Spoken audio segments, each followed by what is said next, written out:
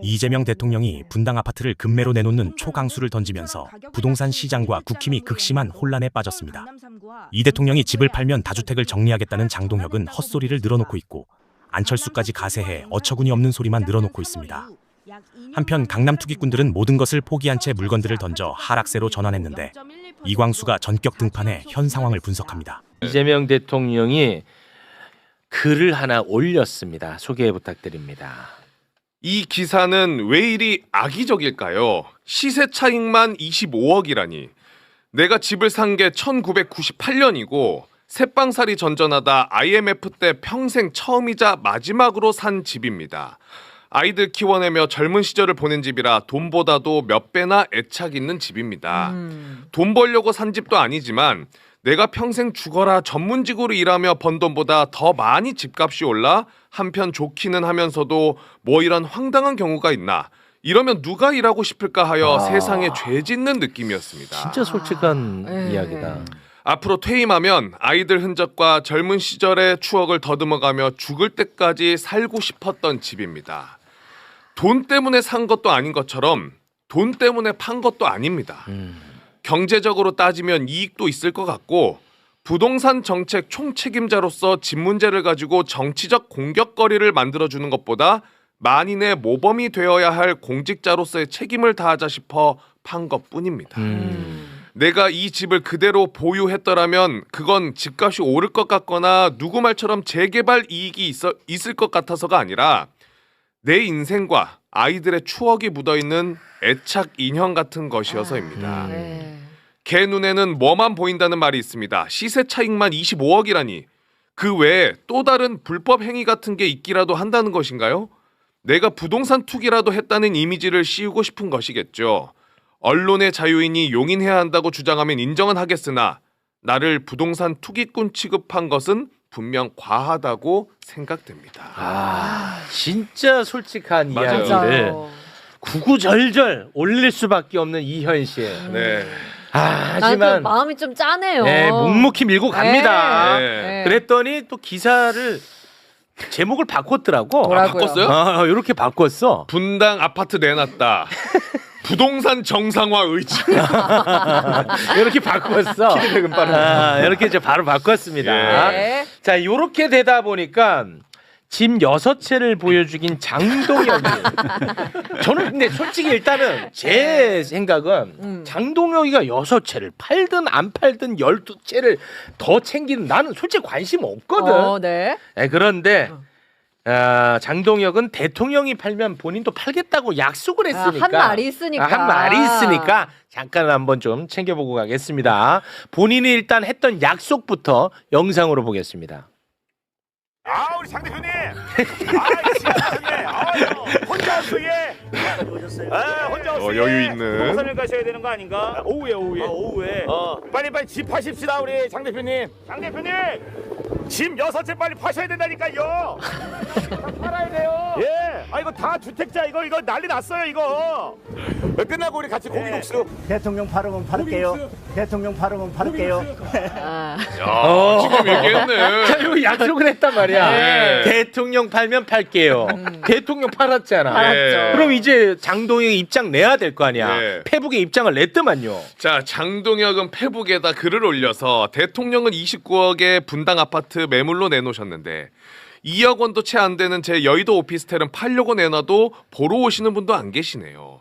누구처럼 똘똘한 한 채가 아니어서 그런 모양입니다. 싸게 내놓으면 팔려. 그렇죠. 네. 대통령과 약속했으니 제 오피스텔을 빨리 팔아야 하는데 제가 산 가격으로 제 오피스텔 매수하실 분 찾습니다. 가격 절충 가능하고요. 가족과 함께 살고 있는 구로구 아파트, 지역구 보령시의 아파트는 처분할 수 없고 어머니가 살고 계신 시골집, 장모님이 살고 계신 아파트는 당장 두 분을 길거리에 나앉으시라고 할 수도 없어서 고민입니다. 라고 글을 올렸습니다. 절대 손해는 안 보겠다. 내가 산 가격은 받아야겠다. 아이고. 그냥 알아서 해라. 뭐 나는 솔직히 관심도 없다. 팔든 뭐하든 알아서 해. 어찌됐든 약속 지키지 않는 정치인으로 나는 일단은 기억하도록 하겠습니다. 네. 이런 와중에 정말 심각한 정치인은 따로 있어요. 누군데? 바로 안철수거든. 오랜만인데요, 안철수? 우리 시대에 정말 도움이 안 되는 정치인이라고 개인적으로 생각합니다. 네. 여기서 또 바로 장난질 들어가거든요. 자, SNS 글을 올렸습니다. 제목은 이재명 대통령이 29억 아파트, 현금 27억 원 가진 슈퍼리치만 살 수 있는 집 아닙니까? 라고 제목을 달았고요.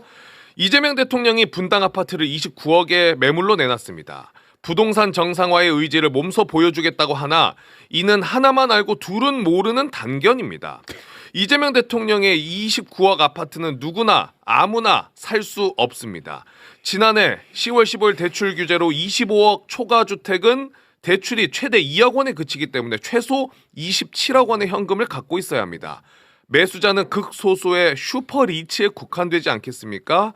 거듭 말씀드리지만 진정 부동산 시장을 정상화하고 싶다면 평범한 실수요자들이 집을 마련할 수 있도록 대출 기회 확대도 함께 논의하시길 바랍니다. 이 진짜 얼마나 나쁜 정치인이야. 얼핏 보면은 맞는 말 같기도 수긍이 하고. 되는 것 같이 네. 보이는데 네. 그럼 얘 말대로라면 평범한 서민들이 27억 빚내라는 거야. 제가 그래서 계산을 해봤거든요. 월 이자만 이자. 원금 안 갖고 월 이자만 1,125만 원을 내야 되더라고요. 와. 평범한 서민들 와. 한 달에 이자만 1,000만 원씩 내게끔 만들자는 거야. 이 얼마나 나쁜 정치인이야. 왜 가만히 있어 분노 안 하고. 그러네. 아니 근데 저분은 바보인 척 하는 겁니까? 원래 그런 겁니까? 진짜 궁금해요. 아 진짜 너무 나쁜 정치인이야 이 사람은. 예, 뭐 안철수 의원은 제가 뭐 말할 게 별로 없고요. 네, 이건 재선에서 가치가 없었어. 예, 맞습니다. 네. 오세훈하고도 제가 하기에 좀 벅찹니다. 예, 맞습니다. 일단 이재명 대통령이 보유하고 있고 그동안 실거주한 아파트를 파는 걸 보면서 저는 두 가지 생각이 들었는데요. 아, 한국의 부동산 공화국 진짜 끝낼 수 있겠다. 와 그래. 오. 그리고 두 번째는 그동안 다른 사람들은 뭐 했나 그런 생각이 들었어요. 그러니까 뭐냐면 수많은 정치인들, 수많은 예를 들어서 뭐 정치를 하거나 정책을 만든 사람들이 한국의 부동산 뭐 안정화시켜야 된다, 공화국 끝내야 된다 그렇게 외쳐댔죠. 그런데 가장 큰 문제는 본인이 아무것도 하지 않았던 게 가장 큰 문제였어요. 그랬더니 누가 따릅니까? 근데 이재명 대통령은 스스로 그거를 결단한 거죠. 그리고 몸소 보여주고 있는 거고. 그래서 이 지점에 대해서 그러니까 그 사항만 좀 살펴볼 필요가 있는데 네. 일단 이재명 대통령은 분당의 아파트를 1998년도 외환위기 때 샀단 말이에요. 네, 그랬더라고요. 그때 당시에 3억 6천만 원에 매입했는데요. 네. 뭐 아시겠지만 IMF 때입니다. 그때 3억 6천의 가치는 어느 정도였냐면 강남의 음마 아파트를 두 채 살 수 있는 가격이었어요. 그래요? 그러니까 우리가 그래? 지금만 보면 그래. 뭐 20억을 이익 받나 그런 게 아니지만 엄청나게 큰 돈을요. 그냥 내가 살고 싶은 아파트를 산 거예요. 투자나 투기 목적으로 샀으면 강남이 두 채 샀겠지. 그동안 그렇게 하는 사람들처럼. 그런데 그냥 나 저 집 너무 살고 싶다 지나치면서 본 그 집을 샀단 말이에요. 그 산 집을 그 이후로 무려 28년간 거주해요. 네. 수도권에서 자기 집에 28년간 거주한 사람은요 5%밖에 되지 않아요. 전부 다 교육 문제, 자식 잘하면 다 강남으로 이사 가죠. 그리고 돈 벌려면 집 팔아서 또 강남 가죠. 갈아타기 이사 하고. 다니죠. 갈아타기 네. 하죠. 다주택자 됐는데 한 번도 그렇지 않고 거의 30년 기간 동안 한 집에 아이들을 길러내고 계속 그 집에 거주했단 말이에요. 놀랍지 않습니까? 네. 사실은 사회 지배층이었잖아요. 변호사고. 네. 그런데 그런 유혹이 컸을 거 아닙니까? 야, 여기 강남 사면 아파트 하면 돈 벌 수 있어. 또 애들 중학교 가는데 강남에 파락금 보내야 되지 않아? 그런데 한 번도 그러지 않았단 말이에요. 그 집을 그냥 오랫동안 살고 그냥 돈 벌려고 산 것도 아니에요. 돈 벌려면 강남에 샀겠지. 그런데 그런 사람이 그렇게 애착 있는 아파트를 파는데 저렇게 돈 벌었냐 그러면서 안철수 따위가 저런 얘기를 한다? 저는 상대할 가치가 없다고 보고 있어요. 차원이 다른 얘기예요. 괜히 상대해서 죄송합니다. 네, 죄송합니다. 내가 너무 열받아가지고 하고 싶었어요. 네. 죄송합니다. 그러니까 말이 안 되는 얘기를 지금 하고 있어서 죄송합니다. 그러니까 저는 사실은 이 얘기를 듣고 저는 너무 감동이었다. 진짜 대한민국. 근데 저는 더 놀라운 게 제가 사실은요 이재명 대통령이 싱가포르 출장 가셨잖아요. 네. 출장 갔잖아요. 그래서 좀 이제는 부동산 이슈가 좀 잠잠해졌거니 네. 거기 회의도 하고 바쁘지. 그래, 다른 일 할 순방 테니까. 중에. 근데 가자마자 또 X에 글을 올려요. 그 부동산을 또 올렸더라고요. 싱가포르에서도. 싱가포르에서도. 가자마자. 그리고 또 교민 간담회 하는데 뭐라는 줄 아십니까? 교민들이 집값 너무 올라서 고국 가기가 너무 두렵습니다. 그랬어요? 그렇게 질문을 하니까 몰랐네. 내가 집 때문에 고민 안 하게 해줄 테니까 고국에 다시 돌아오시라. 와, 그랬어? 그러니까 뭐냐면 이건 진짜다. 요건 진짜야. 이건 진짜다. 이거 와. 진짜 대한민국 진짜 좋아지겠구나. 와. 이런 생각이 너무 드는 거예요. 와. 그러니까 저도 요만큼의 의심이 있는 거죠. 다 혹시나 혹시나 딴 말 할 수도 있겠구나. 뭐 이런 생각을 할 수도 있는데 와 네. 이건 진짜다. 요건 맞아. 진짜다. 예, 이건 돌이킬 수도 없고 돌이킬 앞으로 수 간다. 없어. 그러면 어쩌면 이런 신뢰가 쌓이면 대한민국의 부동산 시장이 정말로 변할 수 있고 우리 미래를 위해서 진짜로 좋아질 수 있겠다 이런 생각이 드는 거예요. 네. 예. 그러면서 이제 중요한 게 이런 의지가 너무 강력하니까 사실은 시장에 실제로 먹힌다는 거죠. 네. 그래서 지난주에 아주 의미 있는 뉴스가 나왔습니다. 오. 제가 이제 가장 주목해서 보는 거잖아요. 네. 네. 강남 아파트가 떨어져야 된다. 그렇지. 그게 네. 핵심이라고 했죠. 그러니까 왜냐하면 이렇게 계속 밀고 있는데 그게 실제로 시장에 먹히지 않는 단기적으로라도 그러면 추진력이 떨어질 수 있단 말이에요. 당연하죠. 무슨 얘기냐면 자꾸 부동산 정상화 얘기하는데 강남의 집값은 오히려 올라요. 그렇지. 그러면 정책 부작용이야 그렇지. 또 문재인 시즌 2야 이러겠죠. 네. 그런데 지난주에 드디어 강남 아파트 하락이 가격 하락이 시작됐어요. 시작됐어. 1번을 보실래요? 1번 빨리 보여줘. 제발 좀. 진짜 중요해. 주황색이 강남. 예. 예. 그러니까 강남 아파트 가격이 드디어 지난주 통계 자료로 하락을 시작했어요. 저거는 이제 매매가 딱 된 거죠. 그렇죠. 예. 마치 이렇게 하락하니까 아이고 조금밖에 안 하락했네 또 이런 식으로 해석하는데 네, 네. 아니요. 자산 시장은 추세가 중요한 겁니다. 드디어 하락세로 돌입했다는 게 중요하고 다른 지역 보세요. 다른 지역보다 더 빠르게 하락하잖아요. 사실은 강남의 아파트가 다른 지역보다 이렇게 크게 하락한 적은 역사상 별로 없어요. 오. 그죠? 강남 집값이 누가 빠진다고 생각하겠어요. 그렇지. 그러니까 굉장히 이례적인 현상들이 일어나고 있고 이거는 전형적으로 대통령이 만들어내고 있는 효과입니다. 그러니까 이렇게 시장에 실제로 변화가 있다는 건 뭐냐면 이제 정책의 추동력, 추진력이 굉장히 높아질 수 있다는 거예요. 자신감을 얻었죠. 네. 제가 볼 때는 이재명 대통령이 진짜 자신감을 이렇게 얻는 것 같아요. 이걸 보는 순간. 그러니까 막 솔직히 좀 자랑도 하고 싶어. 네. 마음이 좀 드는 거죠. 네. 그런 게 너무 좋다. 사실 사실 여기서 강남 집값이 올라보면 그럼 우리만 해도 욕 먹는다니까. 맞습니다. 니들이 뭐 된다고 하더니 뭐 입만 떠들었지. 저거 이빨 다 뽑아야 된다고 난리 칠 거야. 그렇죠. 아니, 그거 맞잖아요. 맞습니다. 네. 그래서 저는 가장 중요하게 계속 강조했던 게 시장에 실제적으로 변화가 일어나야 된다. 그게 핵심이야. 이걸 강조했잖아요. 네. 근데 일어나고 시작된 거예요. 야. 의미가 있고 제가 네. 예측하건대 이런 하락폭이 이제 점점 더 커질 겁니다. 그 근거가 있어요. 다음 장을 보시면 네. 제가 계속 말씀드리지만 강남의 아파트의 매도 물량이 굉장히 빠른 속도로 증가하고 있단 말이에요. 매도 물량 예. 증가하고 있습니다. 그러니까 집을 갖고 있는 사람들이 최근 들어서 내놓는 이재명 거야. 대통령의 부동산 발언을 시작한 이후로 거의 3,500건을 증가시키고 있어요. 빨리 팔아야겠다고 생각하는 거예요. 그렇지. 야, 강남에만 이런 거예요? 그렇습니다. 와. 강남 부만. 그러면 살려는 사람들은 정체돼 있거나 줄고 있는 상황 속에서 팔려는 사람들이 많이 증가하니까 아파트 가격은 떨어질 수가 그렇죠. 떨어지죠. 안 팔리니까. 그렇습니다. 가격 그럼 더 떨어뜨려야지. 싸게 내놓겠지. 그렇죠. 자꾸 안 팔린다는 얘기하지 마. 이재명 대통령이 1시간 만에 팔렸잖아. 왜냐? 맞아요. 시세보다 싸니까. 대폭락에 쳐서 내놨으니까. 네. 그게 시장이에요. 그게 시장이야. 가격만 싸게 하면 왜 안 팔립니까? 왜 안 팔려? 싸게 팔기 싫으니까 안 팔리는 그래. 거예요. 그러니까 그런 상황이 시작되고 있다. 네. 그런데 여기서 어떤 얘기를 하냐면 또 강남 아파트 막 떨어지면 막 그 사람들 좀 불쌍한 거 하냐? 막 이런 얘기가 들려요. 왜 강남만 얘기하냐? 아니 저보고 실제로 네. 뭐 강남에 원한 생겼냐? 뭐 강남에 근데 뭐 그런 얘기 한단 말이죠. 네. 근데 우리가 강남의 부동산 시장, 강남 아파트 가격을 얘기하는 명확한 이유가 있어요. 네. 그건 뭐냐면 세 번째 보여주세요. 세 번째. 강남이 수도권, 그렇지. 서울의 다른 지역, 그리고 영향을 전국의 주잖아. 우리나라 부동산의 정상화 그리고 안정화를 가장 방해하기 때문에. 그렇습니다.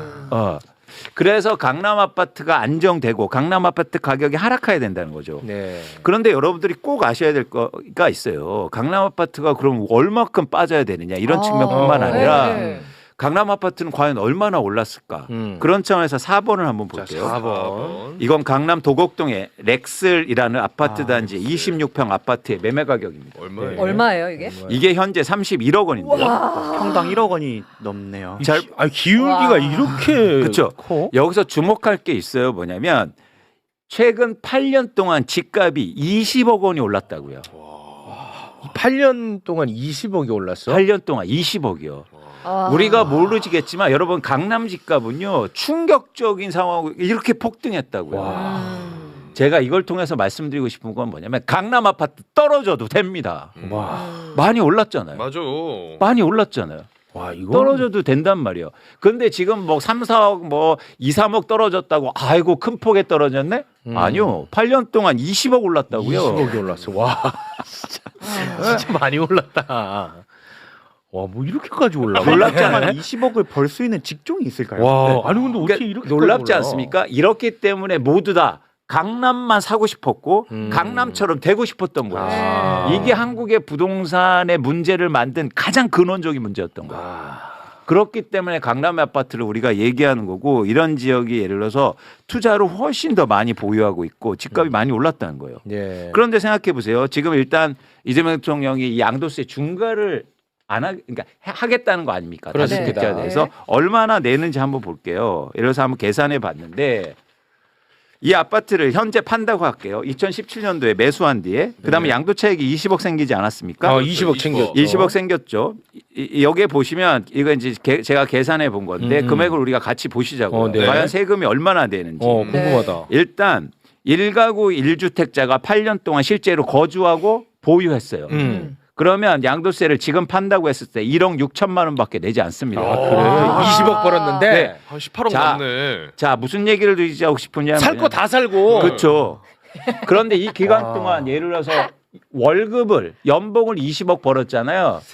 세금을 그럼 과연 얼마나 냈을까요? 네네. 9억 정도 내야 될 거예요. 그렇습니다. 아니 우리나라는 너무 노동의 가치를 저평가해. 그러니까 부동산만 돈으로 보면요, 이건 그냥 뭐 세금도 안 내고 그냥 자기가 살면서 돈 벌던 시대였어요. 그동안 아니 최근 본인이 10년간. 살 거 다 살고. 예. 벌고 어마어마하게 진짜 벌고. 이건 너무 심하다 불공정이. 이건 불공정이야. 그렇죠. 이게 정상화. 이따도 다시 말씀드리겠지만, 그러면 그렇다고 쳐요. 내가 그냥 샀어. 거주하려고. 그래서 집값이 오른 거니까. 근데 두 번째 볼게요. 예를 들면 1가구 2주택자가 2년 보유하고 8년 동안 보유만 했어요. 이해하시죠? 2년 거주하고 거주한 8년 다음에 보유. 나는 오케이. 다른 데 이사 가서 전세로 살았어. 오케이. 이 집은 거주하고 있어. 지금 팔잖아요. 그래도 세금은 2억 9천밖에 안 냅니다. 노동보다 훨씬 낫네요. 훨씬 크죠. 와. 그렇기 때문에 우리나라는 뭐냐면 1가구 1주택자인데 거주하지 않는 집이 많은 이유예요. 아 그렇겠네. 이해하셨죠? 그렇지. 네. 그러니까 비거주자 얘기를 하는 거예요. 그러니까 요거 2년 거주하고 8년 보유한 케이스는 사실상 뭐 각자 입장은 다 다르기는 하겠습니다만 이거는 뭐 투자 목적이라고 봐야지. 그렇죠. 그렇잖아. 그렇죠. 맞습니다. 맞습니다. 솔직하게 얘기하고 가. 그리고 세 번째, 여기서부터 이제 지금에 해당되는 건데 1가구 2주택자예요. 네. 2년 거주하고 8년을 보유했을 경우에 2026년 5월에 매도하면 그래도 세금을 7억 6천만 원 정도 내요. 그래도 많이 버네. 그래도 많이 벌죠. 네. 그런데 여기서 중요합니다. 5월 이후에 양도세가 중과되잖아요. 그러면 13억 6천만 원을 내야 돼요.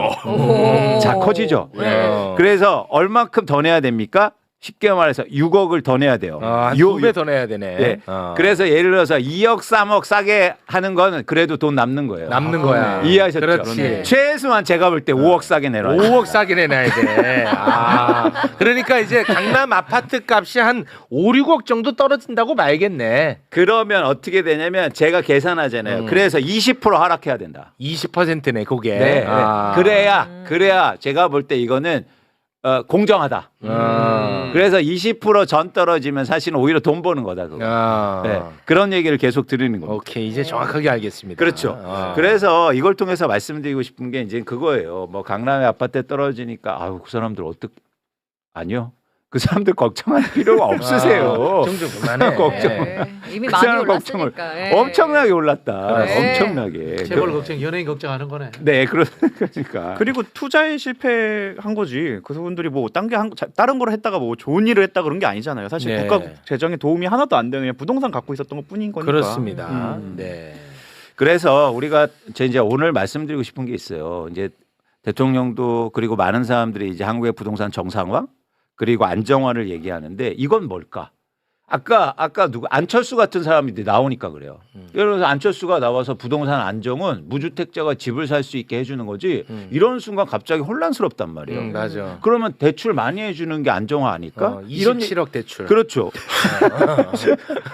그래서 우리가 이게 일종의 공론화가 일단 돼야 돼요. 한국의 부동산 안정화라는 건 뭘까? 그리고 정상화라는 뭘까? 그런 차원에서 제가 제 나름대로의 제시를 좀 해보는 겁니다. 네. 여섯 번째를 보여드릴게요. 첫 번째는 제가 계속 말씀드린 것처럼 일단 무주택자가 주택을 매입할 가능한 수준의 주택 가격이 돼야 된다. 그게 핵심이지. 예. 근데 근데 서울의 아파트 주택은 지금 중간 소득의 가구가 대출을 일으켜서 살 수 있는 아파트의 양이 100채 중에서 3채밖에 안 된단 말이에요. 와. 이거 강조했잖아요. 강조했었어. 근데 이게 10채 정도는 증가해야 된다. 그러려면 집값이 최소한 20%에서 30%는 떨어져야 돼요. 최소한. 그리고 특히 많이 오른 지역이. 그래야 무주택자의 중간 가구가 대출 받아서 그래도 희망을 갖고 내 집 마련을 할 수 있는 상황으로 진입하게 됩니다. 그렇지. 이거예요. 네. 그래서 부동산 정상화는 첫 번째보다 집값이 떨어져야 된다는 얘기예요. 집값이 떨어져야 돼. 이게 명확하게 하고 가자고요. 네. 두 번째는 정상화는 뭐냐? 부동산 가격 상승에 따라서 엄청나게 아까 말씀드린 거 불로소득이 있잖아요. 네. 이 불로소득을 억제해야 되는 게 바로 정상화다. 불로소득. 그러니까 8년 동안 20억 원을 벌었는데 뭐 집 잘 투자했으면 2억 원 세금밖에 안 되고 뭐 그래요. 이건 아니죠. 그건 안 돼. 그래서 세금의 정상화를 통해서 불로소득을 최대한 억제할 수 있는 방향이 바로 정상화로 전 생각하는 거죠. 네. 그리고 세 번째는 아파트 대출이라든가 청약, 공급, 세금이 전반적으로 공정해야 된다. 그렇지. 예. 요거는 중요해. 이거는 이제 제가 누누이 말씀드릴 건데 뭐냐면 예를 들어서 청약 같은 경우에 강남에 새 아파트가 이제는 시장에 나와서 청약을 받습니다. 네. 그런데도 20억짜리 아파트예요. 그럼 이거 무주택자나 일반 사람들이 살 수 있습니까? 접근이 불가하죠. 그렇죠. 그렇기 때문에 대부분 요즘 어떻게 하냐면 부모가 다 증여해줘서 또 부잣집 아들만 새 아파트를 또 청약받아요. 강남 청약은 그렇죠. 과연 이게 공정하냐는 거예요. 예. 예. 그래서 이런 부분에서 우리가 지속적으로 고민하는 게 바로 정상화에 하는 흐름이다라는 거죠. 그래서 이 세 가지 기준을 갖고 우리가 부동산 정상화에 대한 논의를 계속 해볼 필요가 있다는 거죠. 자, 그런 차원에서 다음 장을 보시면 이제 첫 번째, 그러면 아파트 가격이 떨어져야 되잖아요. 네. 그죠? 7번 보여주세요. 아파트 가격이 떨어져야 되냐면 가장 빠른 방법은 뭐냐면 아까 말씀드린 것처럼 아파트 매도 물량이 많이 증가해야 됩니다. 네. 그렇잖아요. 그래야 네. 집값이 떨어지잖아요. 지금 그렇죠. 보시고 계시잖아요. 네. 네. 그러기 위해서 이제 다주택자 매도 물량이 증가하잖아요. 네. 근데 5월 9일 이후로는 다주택자가 또 안 팔 수도 있어요. 네. 그렇습니다. 팔 이유가 없단 어. 말이에요. 네. 그렇기 때문에 이재명 대통령이 어떤 얘기를 하냐면 보유하는 것도 부담스러워 하겠다. 이따도 다시 말씀드리겠지만 네. 또 하나 아파트를 팔 수 있는 계층은 그러니까 사람들은 세 종류예요. 첫 번째 내 집에 살고 있는 사람 이건 팔게 하면 안 되죠. 억지로. 네. 두 번째는 뭐냐면 다주택자들 이거 지금 매물이 나오는 거잖아요. 네. 세 번째가 있거든요. 1가구 1주택자인데 거주하고 있지 않는 사람들. 이 매물이 증가해야 상대적으로 집값 안정이 빠를 수 있다고요. 네. 그래서 1가구 비거주자들, 1가구 1주택자인데 거주하지 않는 사람들에 대해서도 이제 앞으로 세금이라든가 방향성이 잡혀야 돼요. 그래야 집값이 떨어질 수 있단 말이에요. 네. 그래서 우리가 이제는 한국의 부동산의 방향성을 실거주자 중심으로 가자. 실거주로 가야지. 이걸 계속 강조하는 겁니다. 실거주. 그렇죠. 그래서 그런 차원에 가면 주택 가격이 안정화되면서 정상화되는 굉장히 빠른 거다. 자, 요런 얘기를 하면 또 이런 사례를 또 들고 와갖고 눈물 흘립니다. 언론은 뭐냐. 뭐 예를 들어서 여기저기 돌아다녀야 되는 직업군이 네. 뭐 예를 들어서 뭐 군인이라든지 아니면 뭐 근무지가 공무원이라든지 네. 이거 어떻게 할 거냐고 막 눈물 짓고 난리칩니다. 네, 그럴 때. 노후지. 다 봐줘요. 다 내지 않게 하면 돼요. 그게 뭐가 문제입니까? 다 검증이 되잖아요.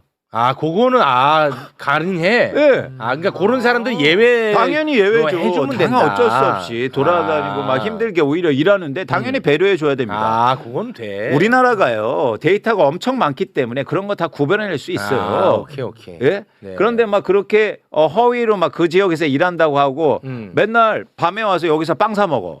그런 거 다 걸러낼 수 있거든. 그래서 대통령께서 부동산원을 만들어서 네. 금감원처럼 너네 장난치면 폐가망신하겠다. 폐가망신 가야 돼. 이런 거를 그 집은 바로 그냥 옆집 소유로 귀속시켜. 거짓말하는 건 이건 아주 악의적이잖아. 안 되죠. 그러면 막 더 세금을 많이 물게 하거나 이거 충분히 가능하다. 그렇지, 이런 거죠. 그래서 앞으로 계속 우리가 주택 가격을 안정화를 하려면 다주택자뿐만 아니라 1가구 비거주자, 1가구 2주택의 비거주자에 대해서도 우리가 관심을 가져야 된다. 자, 두 번째는 뭐냐면 아까 말씀드린 그 정상화의 핵심이 뭡니까? 부동산 가격 상승에 따른 과도한 불로소득을 억제해야 된다고 말씀하셨잖아요. 그래서 일단 계속 강조하지만 제가 보유세가 정상화돼야 됩니다. 보유세를 올리자는 말씀을 드리는 게 아니에요. 무슨 얘기냐면 예를 들어서 아까 8번을 한번 보여주세요. 8번을 한번 볼게요. 네. 불로소득 억제 이거 말하는 건가요? 예. 지금 예를 들어서 우리가 불로소득 억제죠. 예를 들어서 아까 그 도공렉스를 갖고 있은 경우에 보유세를 얼마나 냈냐면 8년 동안요. 8년 재산세하고 종부세 포함해서 3,300만 원밖에 내지 않았어요. 8년 동안. 8년 토탈이에요, 이거는? 네. 8년 토탈 3,300만 원이야? 네. 가스비도 저거보다 많이. 아니, 이거는 너무 적은 거 아닌가? 8년 동안요. 집값은 20억 원이 올랐는데 종부세는요 3,300만 원 냈다고요. 왜 이렇게 낮은 거예요, 얘는? 우리나라 보유세가 낮기 때문입니다. 보유세. 낮기 때문에 너무 낮네. 다 빼주고 뭐 평수 작다고 해서 또 빼주고 이러니까 보유세가 현저히 낮은 거예요. 현저히 낮네, 진짜. 그러니까 보유세를 올리자는 말씀을 드린 게 아니에요. 아니에요. 정상화다. 이게 너무 심한 거 아닙니까? 아까 말씀드린 것처럼 어쩌면 가스나 전기료보다 적게 낼 수도 있어요. 이건 너무 심하다. 너무 심하다. 이런 정상화 하나. 두 번째 방향성은 뭡니까? 제가 계속 주장하는 거잖아요. 고가주택의 아파트에 대해서는 분명히 보유세를 인상시켜야 된다. 50억 이상 이거는 고가주택. 부담스럽게. 예를 들어서. 그래서 예를 들어서 40억 50억 원에서 1년 동안 1%의 보유세를 내게 하면 1년 동안 4천만 원 되는 거잖아요. 그렇죠. 그러면 이제 부담스러운 수준이니까 과도하게 불로소득을 추구하지는 않을 겁니다. 그렇지. 50억 이상 주택을 뭐 세 채 갖고 있다. 야, 이거는 좀 부담스럽다. 그럼요. 야, 그럼 두 채는 내놓자. 이렇게 이제 된다는 겁니다. 50억 이상. 네. 그렇죠. 네. 이 방향성으로 우리가 이제 세 번째 아까 예를 들어서 청약이라든가 이런 거는 제가 시간이 적으니까 계속 말씀드릴게요. 일단 두 가지 말씀드렸어요. 첫 번째는 부동산 가격을 안정시키기 위해서 매도 물량을 증가시켜야 된다. 두 번째는 뭐냐면 보유세나든지 세금을 정상시켜서 한국의 부동산 관련된 불로소득을 최대한 억제해야 된다. 그런데 이런 종합해서 한국의 부동산의 시장의 안정화, 정상화의 방향성이죠. 그런데 이번에 이재명 대통령이 X에다 올린 글이 정확하게 이 방향성을 지칭하고 있단 말이에요. 그래서 이걸 한번 보자고요. 네네. 굉장히 중요합니다. 10번을 한번 볼게요. 10번. 자, 여기서 어디 빨간 글씨를 볼까요? 처음부터 한번 볼게요. 이재명 정부는 강력한 금융, 세제, 규제를 통하여 2026년 5월 9일이 지난 후에도 다주택자들이 양도세 중과를 감수하고 매각하는 것이 이익인 상황을 만들 겁니다. 또 그렇게 할 수밖에 없습니다. 자, 여기서 끊을게요. 일단 중요합니다. 여기서 정책의 신뢰를 가져가겠다. 예. 그동안 가장 큰 문제가 뭐냐면 어떤 정책이 만들어져서 그 정책에 따랐는데 나중에는 오히려 그 따른 사람이 손해됐어요. 그거 최악이야. 예를 들어서 두 가지죠. 그 정책이 도입돼서 막 부동산 시장 안정화될 때 같아서 집 팔았어. 그랬더니 더 올라. 짜증나요? 안 나요? 짜증나지. 엄청 화나지 않나요? 살아있는 사례가 접니다. 2019년에 정부를 믿고 집을 팔고 전세로 들어갔습니다. 그러고서 그 전세가의 2배로 매매를 뛰더라고요. 그 이후로 부동산 그 정책을 믿지 못하고 있었어요. 맞아요. 그리고 또 한 가지 두 번째죠. 이번에 싱가포르에서도 교민이 바로 질문한 거예요. 뭐냐면 정부를 믿고 그동안 계속 무주택자로 남아 있었어요. 집값은 계속 올라. 누가 정부를 믿습니까? 그렇지. 그래서 계속 시장에서 하는 얘기들 그런 투기꾼들이 가장 한 말이 뭐였냐면 정부 정책 반대로 해. 반대로. 정말 그 정부가 규제하면 그 지역 가서 살아. 너무 진짜 뼈 아픈 사실이다. 누가 믿었냐고요. 뼈 아픈 사실이야. 그래서 이 문구는 뭐냐면 이재명 대통령이 정확하게 얘기하는 거예요. 이제 정책이 신뢰가 중요하다. 그래서 오히려 정책을 믿고 따라한 사람들이 유리하도록 나는 만들겠다라는 거예요. 자, 두 번째 문장이 되게 중요합니다. 정책 수단을 총동원해 다주택자는 물론 주거용 아닌 투기용 1주택자도 보유보다 매각이 유리한 상황을 만들 겁니다. 초고가 주택은 선진국 수도 수준에 상응하는 부담과 규제를 안게 될 것입니다. 정확하게 얘기합니다. 아까 정상화의 방향성 첫 번째, 부동산 가격을 떨어뜨리기 위해서 매물이 증가해야 되죠. 그렇습니다. 그래서 뭐라고 얘기합니까? 매각이 유리한 상황으로 만들 것이다. 그렇죠. 두 번째, 부동산의 불로소득이 불공정하다. 그렇기 때문에 초고가 주택에 대해서 선진국 수준에 상응하는 부담과 규제를 적용할 거다. 무섭긴 하다 이거. 집 다주택자는 무섭겠다. 이재명은 합니다. 네. 무서울 것도 없어. 무슨 뭐 손해 보냐? 손해 보는 것도 아니야. 덜 이득 보는 거야. 맞습니다. 무서울 것도 없어. 뭐가 무서워? 그렇죠. 얘는 맨날 다주택자 걱정해요. 잠을 못 자요 얘는. 아이고야, 네. 그래서 저는요. 그러니까 그래야 된다고 생각해요. 정책이나 정치는 효율적이어야 되고 그리고 공정해야 된다. 그런 차원에서 지금 이재명 대통령의 부동산 정책은 이 두 가지를 같이 지향하고 같이 있습니다. 갑니다. 시장에 맞도록 효율적이에요. 네. 그리고 또 공정해요. 이건 됐다. 요건 된 거야. 된다. 요건 됐어. 자, 이러면 이런 방향성을 우리가 계속 앞으로 추진해 나가면 됩니다. 네. 그런데 이런 과정에서 제가 누누이 말씀드리지만 가장 중요한 건 이제는 입법이요. 입법으로 갑니다. 입법이 없으면 이게 도루묵이에요. 네. 네. 근데 입법은 대통령이 할 수 있는 일이 아니잖아요. 그렇습니다. 이제 국회가 해줘야 됩니다. 입법으로 가야 돼. 네. 그래서 우리가 이걸 계속 입법 과정으로 논의하고 이런 두 가지 방향성 잊지 마세요. 시장의 가격을 떨어뜨리기 위해서 예를 들어서 매도 물량이 증가하는 방향성. 두 번째는 불로소득을 최대한 억제하기 위해서 그런 보유세라든가 초고가 주택에 대해서 세금 부담을 가중하는 것. 네. 이 방향성으로 가야 된다는 겁니다. 네. 이거 아주 깔끔하게 정리가 됐습니다. 네. 그래도 어찌됐든 시장이 반응하고 있어서 그게 얼마나 다행인지 몰라요. 그렇습니다. 진짜. 저 진짜 이게 불안했거든요. 어. 혹시나 가격 오르면 그럼 이거 이광수는 진짜 도루묵 이제는 진짜. 이광수는 끝나. 우리도 못 불러. 이광수가 끝난 게 어. 대한민국 끝나요. 그것도 맞고. 진짜 끝나요. 어. 네, 끝나요. 네. 이광수와 대한민국 운명 공동체. 운명 공동체야. 진짜. 연동돼 있습니다. 대한민국 운명하고. 저 막 이제는 막 죽이려고 하겠지. 그렇지. 너 때문에 또 집 못 샀느니. 못 샀다. 또 너 네 말 믿고 또 기다렸다가 또 집값 올랐다. 그때라도 살 걸. 예를 들어서 집주인이 1억 싸게 팔 때 살 걸. 네. 5월 8일 날 살 걸. 막 이런 얘기 엄청 넘쳐나겠죠. 엄청 넘쳐납니다. 근데 이게 시작입니다. 시작. 이제 시작에 이제 불과합니다. 시작이에요. 계속 예. 지켜봐야 되고 사실 여러분들 너무 이 상황을 이건 분명히 말씀드리지만 한국의 부동산 시장이 정상화로 가는 거다. 네. 저는 우리가 언제까지 이래야 됩니까? 그만하자, 여러분 진짜 이 이제 나라. 그만. 네. 우리 네. 아이들한테도요. 맞아. 이건 아니야. 무슨 관광버스 빌려서요 임장 다니게 할 수 없어요. 이거 그만하자. 그게 진짜. 이게 무슨 맞아. 나라입니까? 네. 어? 맞습니다. 맨날 지금요 어디 가면 이 불과 올해 지난해 말부터 올해 초까지만 해도요 20, 30대가요 관광버스 빌려다가 막 또 수도권 집 보러 다니고 이랬어요. 그만합시다 진짜. 이게 나라입니까? 무슨 나라가 애들한테 부동산 투기를 알려주는 나라예요. 그렇습니다. 꿈이 뭐냐 하면 다 건물주라고. 건물주. 예. 그게 무슨 나라입니까? 그렇죠. 이거는 안 돼. 그렇습니다. 그리고 40, 50대는 그동안 정부를 믿고 무주택을 유지했는데 네. 지금 누군가는 막 정부 비웃으면서 집산 애들은 옆에서 낄낄대고 낄낄대더라고. 계속. 그 다음에 뭐라고 했습니까? 너는 벼락거지야. 뭐 이러면서 놀림도 하고. 이게 나라입니까? 열심히 일한 사람이 존중받지 못하고. 예를 들어서 8년 동안 그냥 강남 아파트 그냥 산 사람은 20억 돈 벌고. 그리고 세금 2억 원도 안 내고. 이건 나라가 아니죠. 왜 노동소득에 가장 세금을 많이 물리냐 이거야. 그렇죠. 이건 진짜 이상한 거 아니에요? 늘 보면 민주당 정부가 민주당 지지자들을 제일 많이 공격해. 유리지갑 월급쟁이들 늘 괴롭혀요. 이게 말이 안 돼. 노동소득에 어떻게 세금을 제일 많이 부과해. 그냥 내가 살 거 다 살고 그냥 투자할 거 다 투자하고 거기서는 불로소득에는 세금을 부과하지 않아. 그렇죠. 이 말이 돼? 그렇습니다. 그러니까 뭐 했어 그동안 이광수?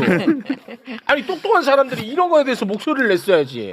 반성합니다. 아이고. 네, 그러니까 저희가 정말 이번에 끝내야 된다. 진짜. 진짜. 이번에 못 끝내면요, 제가 볼 때 이건 진짜 못 끝내는 거예요. 이제 못 끝. 이번 막 그건 확실해. 네, 이번에 못 끝내면 못 끝내는 거야. 이런데도 아, 못 끝낸다. 이런데도 그러면 못 안 끝내. 되는 진짜 그러면 안 되는 거예요. 근데 예. 저는 엄청나게 큰 희망을 보인다. 희망을 볼 수 있다. 왜냐면 네. 이재명 대통령이 집을 매매를 하는 걸 그렇죠. 보면서 정치 약간 감동받았단 말이에요. 근데 그게 저도. 뉴스가 좀 많이 돼가지고 네. 나는 솔직히 뭐 이렇게까지 하나 싶었거든요.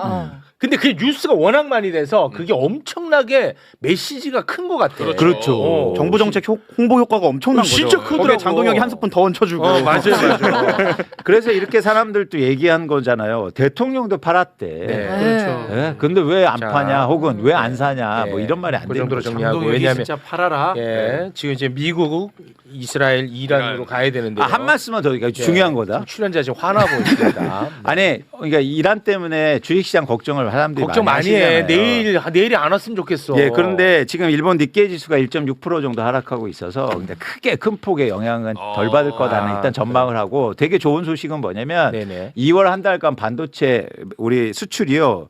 무려 20% 이상 증가했어요. 그래서 23% 증가했는데 네. 지금 반도체 주가가 올라서 한국의 주식시장이 좋은 것도 있지 않습니까? 네. 그래서 네. 너무 큰 걱정하지 마시라. 네. 심지어 지금 일본의 반도체 주가는 오히려 오늘 오르고 있습니다. 그래서 많은 분들이 너무 걱정하지 마시라. 걱정하네. 그리고 이재명 대통령도 또 얘기합니다. 너무 걱정하지 마시라. 한국의 주식시장 괜찮다. 네. 그 속보를 마주한 건데 이재명 대통령이 본인 집을 내놨고 실제로 가계약이 됐다는 건데 야 정말 저는 통상의 정치인들도 그런 결단을 그렇게 순식간에 내리긴 좀 어려울 것 같아요. 그거 제가 한마디 할까요? 네. 제가 아시는 분 부동산에서 한 거예요. 아시는 분이 운영하는 부동산에 오랫동안 거래를 하셨대요. 그래가지고 그분이 사실은 가계한 건 아니고, 네. 근데 거기가 토지거래 허가 구역이라 그 실거주를 해야 되는데 거기에 임차인이 있어요. 임차인 전세 임차인이 있다 보니까 네. 임차인이 있다 보니까 그 토지거래 허가를 득하해야 계약이 돼요. 예. 그래서 이제 이따 누가 살지는 정해져 있는데 네. 정해져 있는데 가격도 정해져 있어요. 네, 말은 못하지만. 근데 어쨌든 그 허가 나면 그 다음에 사기로 해서 시세가 뭐 32, 3억 정도거든요. 거기가 어딘지 아시겠지만 순회역하고 네. 중앙공원하고 중간 딱 잘 보이는 그 딱 저기예요. 그 다음에 지금 선도지구 재건축 지정된 데거든요. 그러니까 앞으로 막 오를 그 국민의힘에서 막 50억까지 간다 그러는데 그건 뻥이고 네. 지금은 한 그 정도까지는 32, 아니고. 3억 네. 정도 되는 데인데 아마 그 시세 30억 밑으로 그 점정적으로 그러니까 이게 구두 합의겠죠. 아니 근데 그 됐다고 중개인 들어요. 같은 경우에도 처음에 그 대통령 내외가 내놓았다고 하니까 굉장히 놀라셨을 것 같아요. 아니 그 단지 안에 있는 부동산이에요. 단지 안에 단지 안에 있는 부동산이고 네. 또 이제 그 얘기를 듣고 여러 군데서 막 취재가 왔는데 그것도 우리 또 뭐 약간 관계에 있는 사람들이라서 다 아시는 분들이라서 그래서 뭐 옛날부터 계속 알고 지냈다 하더라고요. 그렇구나. 어쨌든 그 소식 처음 접하셨을 때 의원님 같은 경우에는 네. 좀 어떤 생각이 먼저 드셨는지 궁금해요. 저는 제일 먼저 들었던 생각이 국회에서 빨리 입법적으로 부동산 정책을 뒷받침해야 한다라는 간절한 생각이 더 빨리 들었습니다. 왜냐하면 지금 강력하게 부동산을 잡아야 하는데요. 저는 좀 더 강력한 입법이 필요하다고 생각합니다. 예를 들어서 30억에서 50억이 넘어가는 아파트 같은 경우는 보유세, 입법적으로 보유세를 걷어야 된다고 생각하고요. 더 나아가서 1가구 1주택이라 하더라도 30억, 50억 넘어가는 고가 아파트는 양도세 걷어야 된다고 생각합니다. 당연히 소득 있는 곳에 세금 내야죠. 우리가 한 달에 300만 원 근로소득 벌어도 세금 냅니다. 근데 30억짜리 아파트를 샀는데 100억이 돼서 70억을 벌었는데 1가구 1주택이라 세금 안 나는 게 이게 합리적입니까? 안 되죠. 말이 잘못된 안 거거든요. 됩니다. 네. 그래서 보유세도 거두고 또 1가구 1주택이라 하더라도 고가 아파트는 세금을 양도세를 내도록 해서 그걸 재원으로 해서 네. 우리 청년층들 근로소득세 좀 낮춰주고 청년층들 창업 지원하고 청년들 사업하다가 무너진 사람들 재기 지원자금 쓰고 AI 지원자금 쓰고 이쪽에 재원을 자꾸 늘려가야 된다는 생각이 들어서 제가 옆에 요즘 동료 의원님들 열심히 설득하면서 입법적으로 더 강력하게 나가야 합니다. 왜냐하면 이건 대통령님 할 수 없잖아요. 국회에서 해야 되거든요. 그래서 정안되면 저 혼자서라도 소리 높여가지고 일단 국회의원으로 있는 마지막 날까지 열심히 법안을 내려고 생각하고 이게 있습니다. 되게 중요한 부분이에요. 왜냐하면 우리나라 많은 분들이 부동산을 팔고 양도세를 내는 거를 약간 예외적으로 생각해요. 세금은 안 낸다고 생각해요. 그게 왜냐하면 그게 1가구 1주택 비과세거든요. 하다 주다 보니까 예전에 막 집이 없고 이럴 때는 집 하나로 그래도 조금 올랐는데 이것까지 세금 매겨 이랬거든요. 근데 말씀처럼 이게 막 차액이 50억 100억 돼가는데 세금 안 내면 그래도 많은 사람들이 뭘 부동산이든 그림이든 뭘 팔아서 양도세 내는 거에 대한 저항이 되게 심해요. 그 가장 큰 원인이 1가구 1주택 비과세예요. 그다음에 사업소득 내는 거에 가장 큰 그 저항이 뭐냐면은 간이과세 제도. 우리가 간이과세 5천인가 제도. 8천인가 이 안 되면 세금을 한 푼도 안 내거든요. 그러니까 그러다 보니까 사업으로 해서 돈 벌었는데 세금 내는 거에 대해서 되게 저항감이 많아요. 그 두 개는 제가 봐도 좀 손볼 필요가 있어요. 원칙적으로 내는데 예외적으로 깎아주는 방식이. 자, 그래도 있어야 돼요. 좀 며칠 안에 기자회견 해가지고 공론화 시킨 다음에 정말 좀 그 의원님들 막 빨리 설득해. 지금 시간이 많이 없잖아요. 지방선거 나오기로 맞아요. 했는데 네. 그리고 빨리 움직여가지고. 근데 아직까지 사실 이야기를 제가 작년부터 계속 하고 있는데 동료 의원님들은 우려를 많이 하세요. 표 떨어진다고. 오히려. 그렇죠, 표 떨어진다. 근데 그렇죠. 표 떨어지는 게 지금 대통령님께서도 오르니까 리스크 감수하고 가잖아요. 근데 지금은 대통령님 혼자 지금 부동산 정책 밀고 나가고 있는데 국회에서 강력하게 입법으로 뒷받침을 해야 합니다. 네. 그래야 이걸 가격을 잡아요. 지금은 저는 생각하기 아파트 가격이 이제 고가 아파트 특히 저기 강남 이쪽은 네. 최소 20%는 떨어져야 된다고 생각합니다. 거기 잡아야 돼요. 너무 비싸요. 입법적으로 네. 잡아내야 됩니다. 그래서 그냥 우리 10억 아파트를 얘기하는 게 아니고요. 30억, 50억 넘어가는 아파트에 한해서 보유세 거두고 1가구 1주택 양도세도 거두고 해가지고 비싼 집에 살면 비싼 집에 살 만큼 또 가만한 데서 돈 벌었으면 돈만큼 세금 내도록 해야죠. 맞아요. 그거 입법적으로 가야 된다고 생각합니다. 지금 댓글창에는 뭐 올소 난리라고 이렇게 그 말씀을 좀 주시는데 어쨌든 그나저나 그 장동혁 대표는 사실은 그 유튜브 방송 생중계 중에 그 대통령 먼저 팔면 자기도 팔겠다는 식으로 답을 했다가 된통 외통수에 걸린 것 같거든요 지금. 그래서 지금 내놓은 게 오피스텔을 내놨거든요. 근데 이거 내놓을 게 없어가지고 오피스텔을 내놓습니까? 많잖아요. 하나만 내놨대요. 예, 6채 중에 하나를 내놨는데 그것도 아파트나 이런 게 아니고 오피스텔. 예. 야, 그랬구나. 본인 말로는 2억 정도밖에 안 된다는 뭐. 근데 그것도 안 나가고 있다라고 얘기를 하거든요. 네. 그러니까 본인이 한 얘기를 제대로 지키지도 못하고 있는 거죠.